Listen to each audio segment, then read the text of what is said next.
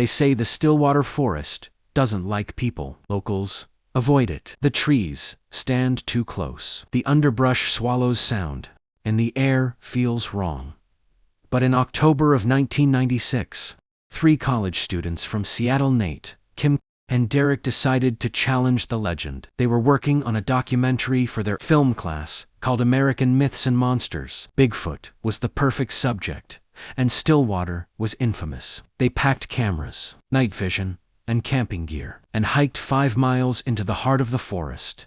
Their base camp sat by an old fire watchtower, long abandoned, its ladder missing the bottom rungs and the wood half. The first night was uneventful, just wind and whispers in the trees. But the second night changed everything. It started with the sound of breathing, deep, heavy, wet breathing just outside their tent. Derek unzipped the flaps slowly, camera in hand. Nothing but dense trees and fog. But something had walked through their camp, massive barefoot tracks in the mud. They led toward the watchtower and then vanished mid. Could be a bear, Nate suggested. But bears don't walk 10 feet upright. That night, they heard it again. Branches snapping, something moving on 2 legs. At 3:12 a.m., their motion-activated trail camera went off. The image it captured was wrong.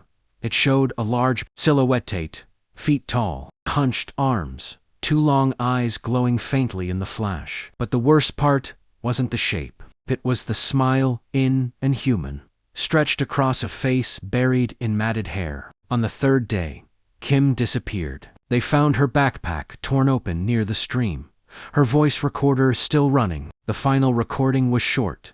Footsteps, a gasp, and her whispering, "It's in the trees." Watching, Derek wanted to leave, but Nate insisted they find Kim. They split up.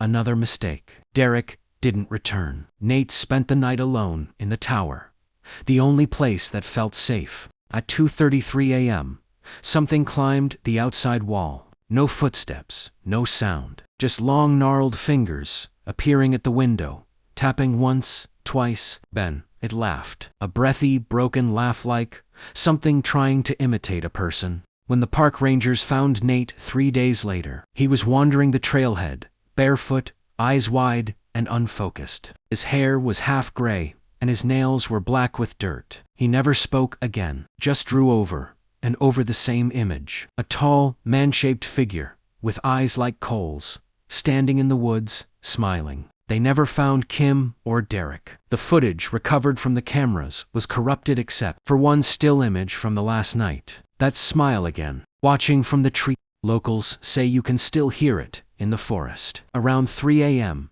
the soft breathing, the broken laugh, and if you're unlucky enough, that smile catching you from the dark.